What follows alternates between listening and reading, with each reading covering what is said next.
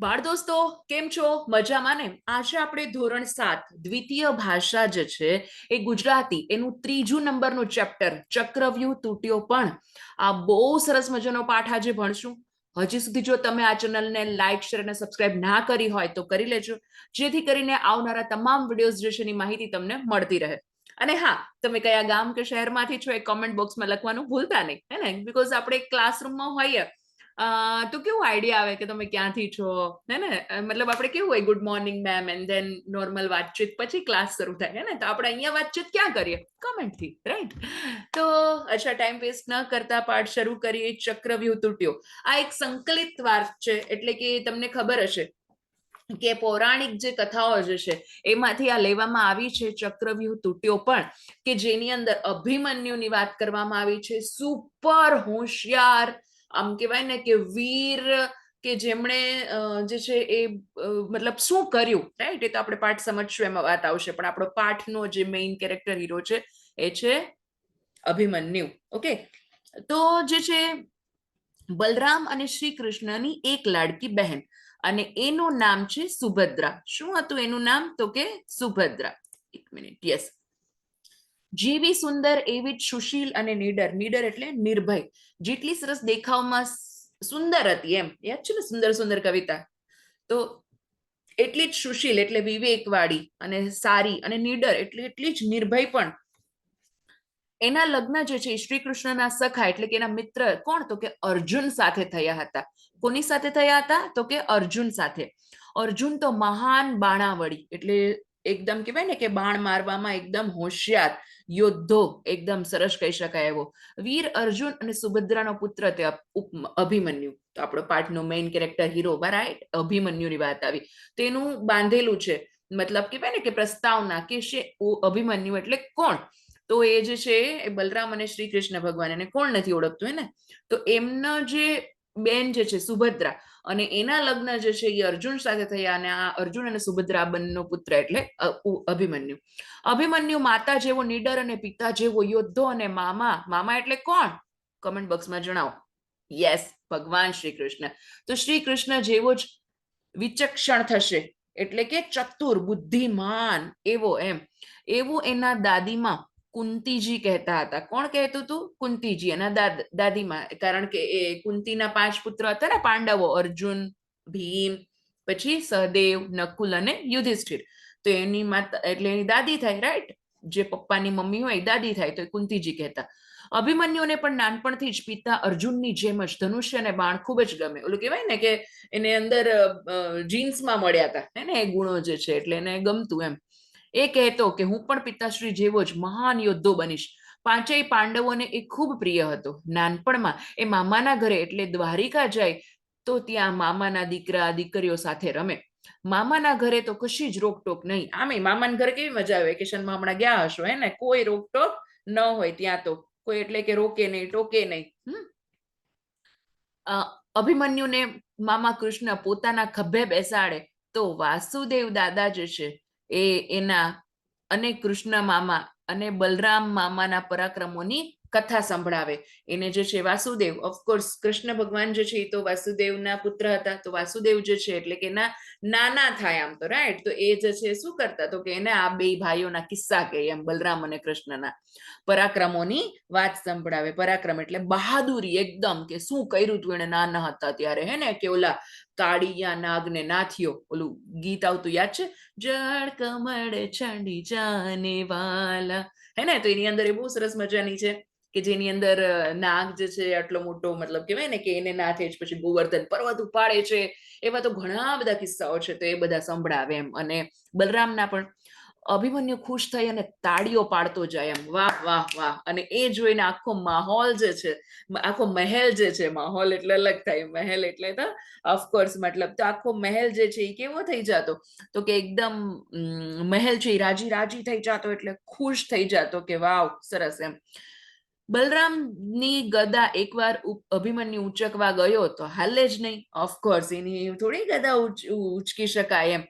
એના આ પ્રયત્ન જોઈને બધા ખડખડાટ હશે. અભિમન્યુ બલરામ મામાને પૂછે, બલુ મામા તમારું આ હળ છે હળ એટલે ખેડનું સાધન કહેવાય કે શસ્ત્ર કહેવાય એમ કે આને શું કહેવાય કે એમ ભાણેજની ચતુરાઈ ઉપર એના બલુ મામા જોરથી હસી પડે છે. બુદ્ધિ તો એના બાપની, બુદ્ધિ તો કોની છે તો કે એના બાપની, એટલે હસે છે એમ કે આ ક્યાંથી આવો હોશિયારી લઈ આવ્યો એમ એવી રીતે. પછી જે છે ક્યાં બાપની નહીં મામાની કહો, શ્રી કૃષ્ણ કહે કે મતલબ બુદ્ધિ તો ઓફકોર્સ આપણા તરફથી જ છે, એટલે એ હશે એમ કે કોની કહો તો કે મામાની એમ.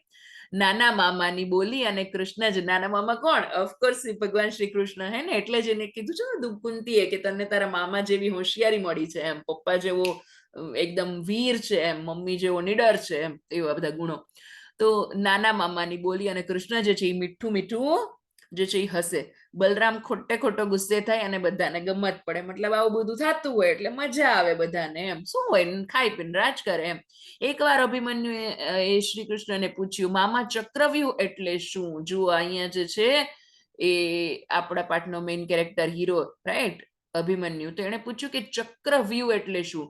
તો કે યુદ્ધમાં જે છે એ ચક્ર આકારમાં, એટલે કે સર્કલ, રાઈટ, એકદમ મજાનું જે છે એ આમ સર્કલ આવા રીતે હોય, અહીંયા અહીંયા આવી રીતે એમ બધા અલગ અલગ ના હોય, અને અંદર જે છે એ આ મતલબ જવાનું હોય એમ એવી રીતે. તો આપણે એને ક્લિયર કરી નાખીએ એટલે યસ ઓકે.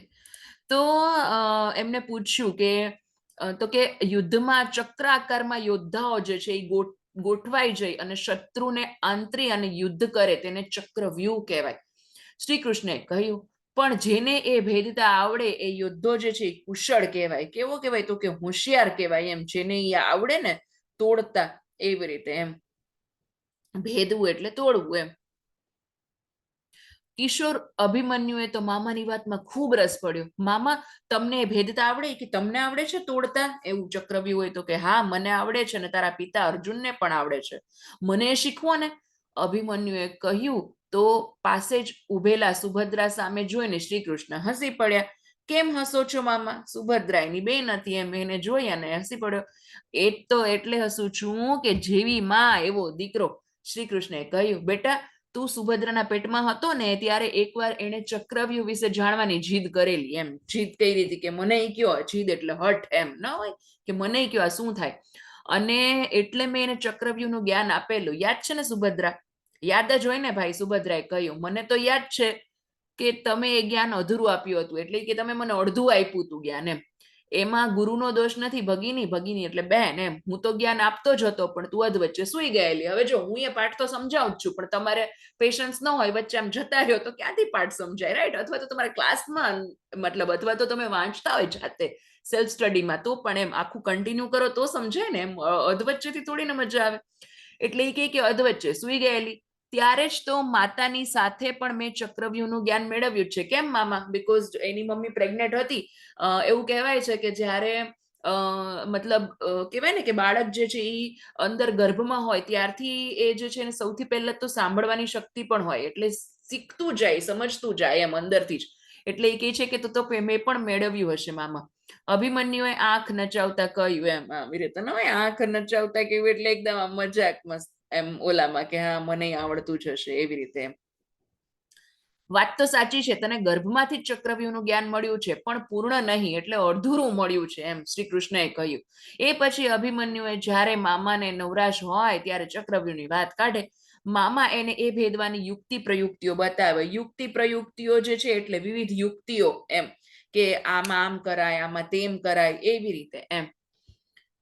અભિમન્યુએ બધી જ યાદ રાખી લે, પરંતુ એને ચક્રવ્યૂહ ભેદવાનું સંપૂર્ણ જ્ઞાન ન મળી શક્યું, એટલે ફૂલ જે હોય ને ફૂલ ફ્લેજ, એને જ્ઞાન ન મળ્યું. વર્ષો વીત્યા, અભિમન્યુ મોટો થઈ ગયો. એવામાં જ કૌરવો અને પાંડવો વચ્ચે રાજ્યના હક બાબતે એક કલહ થયો. હસ્તિનાપુરના રાજ્ય ઉપર પાંડવોનો હક હતો, પરંતુ કૌરવોને એ રાજ્ય પચાવી પાડ્યું હતું. તમને ખબર જ હશે, અથવા ન ખબર હોય તો મતલબ કે જે છે કૌરવો અને પાંડવો હતા, તો એમાં પાંડવો જે છે એનું રાજ્ય હતું હસ્તિનાપુર, પણ એમ જે છે કૌરવોએ પચાવી પાડ્યું, અને એટલે પોતાનો હક માટે બંને વચ્ચે યુદ્ધ થાય છે. બંને કઝિન્સ હોય આમ તો, રાઈટ, એટલે પિતરાઈ ભાઈઓ, એના વચ્ચે યુદ્ધ થાય છે. અને જે છે એવી રીતે વાત ચાલે છે. એમ શ્રી કૃષ્ણ કૌરવોને સમજાવવા ગયા, પાંડવોને એના હક આપવાની વાત કરી અને સમજાવ્યું. સૌથી પહેલા તો જુઓ, હંમેશા યુદ્ધ કરવું જે એ અંતિમ નિર્ણય ન હોઈ શકે, રાઈટ? પહેલા તો સમજાવ્યું કે ભાઈ અન્ડરસ્ટેન્ડિંગ થી સમજી જાય તો સારું, એમ એવી રીતે. તો પણ પછી જે છે હક એટલે અધિકાર એમને આપી દો. પણ કૌરવોમાં સૌથી મોટો દુર્યોધન, મોટો ભાઈ હતો. કોણ હતો? તો કે દુર્યોધન. યસ, એમસીક્યુમાં પૂછાઈ શકે. મોટા ભાઈએ કહી દીધું કે સોયની અણી જેટલી જમીન હું પાંડવોને નહીં આપું. આખું રાજ્ય પચાવી પાડ્યું અને કીધું કે થોડું આપી દો તમે એને, એમ. તો કે હું એને સોયની અણી જેટલું પણ, મતલબ જરાક તલબાર પણ એને આપીશ નહીં, એમ. જરાય ચોખ્ખે ચોખ્ખી જ ના પાડી દીધી. અને એટલે જ કુરુક્ષેત્રના મેદાનમાં યુદ્ધ થયું. બંને જે છે એની સેનાઓ સામસામે આવી ગઈ. કૌરવ પક્ષે ભીષ્મ પિતામહ, દ્રોણાચાર્ય, કૃપાચાર્ય, શકુની, શલ્ય, કર્ણ અને અશ્વસ્થામા. કોણ કોણ હતા? યસ, કૌરવ પક્ષમાં તો કે ભીષ્મ પિતામહ, ગુરુ દ્રોણ. ગુરુ દ્રોણ જ કે જેમણે આ બધાને શિક્ષણ આપ્યું છે ને, મતલબ અર્જુન અથવા તો દુર્યોધન કે બધાના ગુરુ કયો તો ગુરુ દ્રોણ છે. કૃપાચાર્ય, શકુની, શલ્ય, કર્ણ અને અશ્વસ્થામા જેવા સમર્થ યોદ્ધા. અને પાંડવોના પક્ષે જે છે 5 પાંડવો ઉપરાંત કોણ કોણ હતું? તો કે ધૃષ્ટદ્યુમ્ન, સાત્યકી, દ્રુપદ, ઈરવાન આદિ વીર યોદ્ધા હતા. શ્રી કૃષ્ણ જે છે યુદ્ધમાં ભાગ લેવાના ન હતા. એને તો પહેલાથી જ ના પાડી હતી કે હું નહીં લઉં ભાગ, હું તમને ગાઈડ કરીશ, એમ. તેઓ જે છે એ અર્જુનના રથના સારથી બન્યા. સારથી એટલે રથ હાંકનાર બન્યા, એમ. પહેલા 10 દિવસ સુધી કૌરવોના સેનાપતિ ભીષ્મ પિતામહ મન મૂકીને લડ્યા. 10મા દિવસે તો તેઓ બાણશર્યા ઉપર પોડ્યા. પિતામહ એટલે કોણ? તો કે પિતાના પિતા હોય દાદા, એને. બાણસૈયા એટલે બાણની આખી પથારી, અને એની ઉપર બિચારા એમાં હતા. એટલે દુર્યોધને ગુરુ દ્રોણને સેનાપતિ બનાવ્યા. પછી કોણ સેનાપતિ બન્યું? એટલે કે લશ્કરનો વડો કોણ બન્યું? તો કે ગુરુ દ્રોણ. તેણે ગુરુને કહ્યું, પાંડવોનું પલ્લું ભારે થઈ રહ્યું છે. ભીષ્મ દાદાને પણ એમણે હરાવી દીધા છે. હવે કોઈ ચમત્કાર કરો ગુરુદેવ. એણે કીધું કે તમે કંઈક કરો ભાઈ ચમત્કાર, એમ. તો શું પાંડવ પક્ષ એને હું ચક્રવ્યૂહ રચવાનું વિચારી રહ્યો છું, ગુરુએ કહ્યું. એને શું કીધું? કે હું વિચારું છું ચક્રવ્યૂહનું, એમ. તો શું પાંડવ પક્ષ એને ભેદી નહીં શકે? દુર્યોધને પૂછ્યું. એટલે એ પાંડવો નહીં કરી શકે એને, મતલબ પાર નહીં કરી શકે, ભેદી નહીં શકે, એમ. એને તોડી નહીં શકે, એવી રીતે, એમ. અર્જુન તો ચક્રવ્યૂહ ભેદી શકે, કારણ કે ગુરુને તો શિષ્યની ખબર હોય ને કે હા આ કરી શકશે. ગુરુએ કહ્યું, જો એને યુદ્ધના મેદાનથી દૂર લઈ જવામાં આવે તો પાંડવોની હાર નિશ્ચિત. યુધિષ્ઠિરને જ બંદી બનાવી લઉં એટલે યુદ્ધ જ પૂરું. દુર્યોધનની મદદે ત્રિગત રાજા જે છે, દેશનો રાજા, કોણ? તો કે સુશર્મા આવ્યો. એને કહ્યું કે અર્જુને ભૂતકાળમાં મને અને મારા ભાઈઓને બહુ પીડ્યા છે, એટલે બહુ દુઃખ આપ્યું છે, કદાચ હશે, એટલે બદલો લેવાની આનાથી મોટી કોઈ બીજી તક મળશે નહીં, કે હું એને કંઈક બદલો કરી લઈશ, એમ. રાઈટ? એટલે આવી તક નહીં મળે, આવો અવસર, આવો ટાઈમ પાછો આવશે નહીં. તમે શું કરશો? દુર્યોધને પૂછ્યું. અમે અર્જુનને સવારે જ યુદ્ધ માટે લલકારશું અને કુરુક્ષેત્રથી દૂર લઈ જશું. ક્ષત્રિય પરંપરા પ્રમાણે એને અમારી સાથે યુદ્ધ કરવું જ પડશે. એટલે યુદ્ધ કરવું જ પડે, અને યુદ્ધ માટે અમે થોડાક એને દૂર લઈ જશું, એમ. યોજના બની ગઈ. એટલે હા ભાઈ, આમનું આમ થશે, એમ. બીજા દિવસે સવારે જ સુશર્મા જે છે એ એમના સૈન્ય સાથે આવ્યો અને અર્જુનને લલકારી એને દૂર લઈ ગયો. લલકારવું એટલે લડાઈનું આહવાન કરવું, પડકારવું, એમ કે ચલો ભાઈ, એટલે મતલબ દૂર લઈ ગયો, ઇન શોર્ટ. આ બાજુ જે છે એ પાંડવ છાવણીમાં ચિંતાનો પાર ન હતો કે હાય હાય અર્જુન તો દૂર છે. ગુરુજીનો ચક્રવ્યૂહ રચ્યો છે, અને રચ્યો ચક્ર કોણે? તો કે ગુરુજીએ. એમાં કદાચ અર્જુન જે છે એ ભેદી શકે, પણ અર્જુન તો અત્યારે દૂર છે. અર્જુન જ એનો ભેદ જાણે છે, પણ એ તો હવે છે નહીં. હવે મતલબ હવે શું કરશું? યુધિષ્ઠિર, ભીમ, ધૃષ્ટદ્યુમ્ન બેઠા હતા. ત્યાં તો અભિમન્યુ આવ્યો. પરિસ્થિતિ જાણીને બોલ્યો કે હું છું ને. બધા એકદમ આમ કહેવાય ને કે બેઠા હતા, હવે શું કરશું, એમ. એટલે એને શું કીધું? કે હું છું. બેટા, આ વિનોદ કરવાનો સમય નથી. એટલે કે ભાઈ આ મસ્તી કરવાનું નથી, મજાક કરવાની નથી. હા, હું વિનોદ નથી કરતો સેનાપતિ, હું ગંભીરતાથી કહું છું. દુશ્મનને એમ છે કે અર્જુન વિના પાંડવ સેના લાચાર થઈ જશે. એટલે એને એમ કે એક નહીં હોય તો બિચારી લાચાર થઈ જશે, વિવશ. એની પાસે કઈ નિરુપાય કહી શકાય, એની પાસે કઈ છે જ નહીં રસ્તો, બીજો ઓપ્શન જ નથી, એમ. પરંતુ અર્જુન નથી, પણ અર્જુન પુત્ર તો છે ને. એને કીધું યસ, અર્જુન પુત્ર તો છે ને. ભલે મને ચક્રવ્યૂહનું પૂરતું જ્ઞાન નથી, પરંતુ જેટલું છે એટલું પણ ઓછું નથી. મતલબ આઈ નો કે પૂરેપૂરું જ્ઞાન નથી, પણ જેટલું છે એ એટલું પણ ઓછું તો નથી, જેમ મતલબ ચાલશે, એમ. મને કાકા ભીમસેન અને બીજા યોદ્ધાઓ સાથ આપશો એટલે ખોટ પુરાઈ જશે, એમ.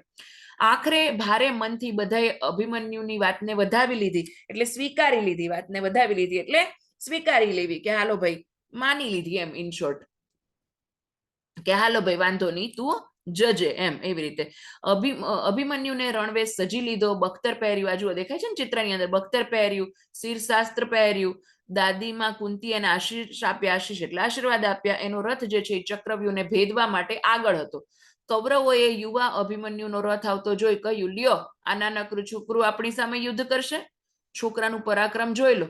બોલી અને અભિમન્યુએ બાણ છોડ્યું, યુદ્ધ જામી પડ્યું. એક પછી એક કોઠા ભેદતો અભિમન્યુ તો આગળ વધતો ગયો. એનું પરાક્રમ જોઈ અને શત્રુઓ પણ વાહ બોલી ઉઠ્યા કે વાહ, આટલું સરસ, મતલબ હોશિયાર એમ, એકદમ ધન્ય હો તારી જનેતાને, ધન્ય તારા પિતાને, ધન્ય તારા મામા એમ. પરાક્રમ એનું જોયું ને એટલે દુશ્મનો પણ કીધું કે વાહ એમ, તારી માને ધન્ય, તારા પિતાને ધન્ય, અને તારા મામા ઓફકોર્સ ભગવાન શ્રી કૃષ્ણ એમ, એને ધન્ય એમ, આવું હોશિયાર છે તું એમ. જોત જોતામાં અભિમન્યુ જે છે એને કૌરવ પક્ષના બધા જ યોદ્ધાઓને હરાવી દીધા. સાંજ ઢળવામાં હતી. અભિમન્યુ જે થાકી ગયો, એના શરીર ઉપર ઠેક ઠેકાણે ઘા પડ્યા, દેખાય છે ને તમને એ. પણ એ ન ડર્યો કે ન ડગ્યો, એને જરાય ત્યાંથી હલ્યો નહીં. દુશ્મનોને થયું કે આ છોકરો જો આપણને હરાવીને પાછો જશે તો આપણી પ્રતિષ્ઠાનું શું, મતલબ આપણી આબરૂ શું, કે ઓહ પેલા તો બહુ હોશિયારી મારતા હતા ને, આ નાનકડો છોકરો આવ્યો, હવે શું થશે એમ. આપણી આખી યોજના ધૂળમાં મળશે, એટલે ધૂળમાં મળવું એટલે વ્યર્થ જવી, નિષ્ફળતા મળવી. ઓહો હો, જો બહુ વરસાદ થાય તો પછી પાક નિષ્ફળ જાય, તો ખેડૂતોની આટલી મહેનત છે એ ધૂળમાં મળી જાય એમ. એટલે એ કે આપણું આટલું બધું કર્યું એ ધૂળમાં મળશે. અને એટલે જ એને યુદ્ધના બધા જ નીતિ નિયમોને નેવે મૂકી એટલે એને મતલબ એનો અમુક જે છે, જો યુદ્ધમાં પણ નિયમ હોય એમ, જેમ કે સાંજ પછી યુદ્ધ ન થાય, પછી એના મતલબ કહેવાય ને કે સવારે પછી યુદ્ધની શરૂઆત ટાઈમે ઓલું વગાડવામાં આવે, મતલબ એવી રીતે એમ ટૂંકમાં યુદ્ધ ઘોષ કરવામાં આવે પછી જ થાય. પણ આને તો બધા નિયમો જે છે નેવે મૂકી દીધા, બાજુ ઉપર મૂકી દીધા. અને મૂકીને જયદ્રથ, દ્રોણ, કૃપાચાર્ય, કર્ણ, દુશાસન, કૃતવર્મા એમ 6 યોદ્ધાઓએ ભેગા મળી અને અભિમન્યુ ઉપર હુમલો કર્યો અને ઉપરા ઉપરી ઘા મારીને એની હત્યા કરી. આટલા બધા એકી સાથે આવી ગયા અને બિચારો ઉપમન્યુ જે અભિમન્યુ છે એની હત્યા કરી એમ. જીવનની છેલ્લી ક્ષણ સુધી ભડવીર અભિમન્યુ ઝઝુમ્યો. તો ભડવીર એટલે એકદમ બહાદુર યોદ્ધો હોય ને, એકદમ એને એમ કહેવાય એવી રીતે, એ છેલ્લે સુધી ઝઝુમ્યો એમ. પોતે મહાયુદ્ધમાં નિર્ણાયક ભૂમિકા ભજવી છે એવા સંતોષ સાથે એને સદાને માટે આંખો મીચી. એને એમ થયું કે મેં કંઈક તો કર્યું છે, અને પછી એ બિચારો મૃત્યુ પામ્યો. આંખ મીચવી એટલે મૃત્યુ પામવું, મરણ પામવું એમ. વીર અભિમન્યુની વીરગતિના સમાચાર જાણી અને યુધિષ્ઠિર નિશાસો નાખીને બોલ્યા, ચક્રવ્યૂહ તૂટ્યો પણ આપણો ભડવીર ખૂટ્યો. આપણો બહાદુર જે છે ચક્રવ્યૂહ તો તૂટી જ ગયો, પણ આપણો જે ભડવીર બહાદુર યોદ્ધો છે એ ખૂટ્યો, એટલે ખોટ પડી, ટૂંકમાં એનું મૃત્યુ થયું. એટલે અહીંયા શબ્દાર્થ છે અને રૂઢિપ્રયોગ છે, ખાસ શબ્દાર્થ અને રૂઢિપ્રયોગ છે, પરીક્ષામાં વ્યાકરણમાં પૂછાઈ શકે અને મોસ્ટ આઈએમપી કહી શકાય. તો સખા એટલે મિત્ર, વિચક્ષણ એટલે એકદમ ચતુર બુદ્ધિમાન, ચક્રવ્યૂહ એટલે ચક્રાકારે ગોઠવેલી સૈન્ય રચના, ભેદવું એટલે તોડવું, ભગિની એટલે બહેન સિસ્ટર, યુક્તિ પ્રયુક્તિ એટલે વિવિધ પ્રયુક્તિઓ અજમાવી, કલહ એટલે એકદમ કંકાસ, કજિયો, સારથી એટલે રથ હાંકનાર, પિતામહ દાદા, બાણશૈયા એટલે બાણની જે પથારી હોય એ, બંદી એટલે કેદ, લલકારવું એટલે પડકારવું, છાવણી એટલે પડાવ, બખ્તર એટલે લોઢાનો પોશાક હોય ને જે પહેલાના સમયમાં પહેરતા એ, હલ્લો એટલે હુમલો, ભડવીર એટલે બહાદુર યોદ્ધો, શિરશાસ્ત્ર એટલે સિરટોપ, વીરગતિ એટલે યુદ્ધમાં શહીદ થઈ જવું, ખૂટ્યો એટલે ખોટ પડવી એમ, પ્રતિષ્ઠા એટલે આબરૂ. રૂઢિપ્રયોગ જે છે પલ્લડું ભારે થવું એટલે લાભની સ્થિતિમાં હોવું, યોજના ધૂળમાં મળવી એટલે નિષ્ફળતા મળવી, આંખો મીચી દેવું એટલે મૃત્યુ પામવું, અને નેવે મૂકવું, બધા નિયમો જે છે એ નેવે મૂકી દીધા એટલે ઉપેક્ષા કરવી, ઇગ્નોર કર્યા એને. રાઈટ. તો કેટલો સરસ મજાનો અભિમન્યુ જે છે એની અહીંયા વાત કરેલી છે ને. નાનકડો પણ કહેવાય ને કે ગુજરાતીમાં કહેવાય છે નાનો પણ રાઈનો દાણો એમ, મતલબ કંઈક સરસ મજાનું એમ. તો આઈ હોપ કે તમને આ પાઠ સમજાણો હશે અને આપણે પાર્ટ 2 ની અંદર આના સવાલ જવાબની ચર્ચા કરશું. તો આપણે મળશું નેક્સ્ટ વિડીયોમાં. ત્યાં સુધી આવજો.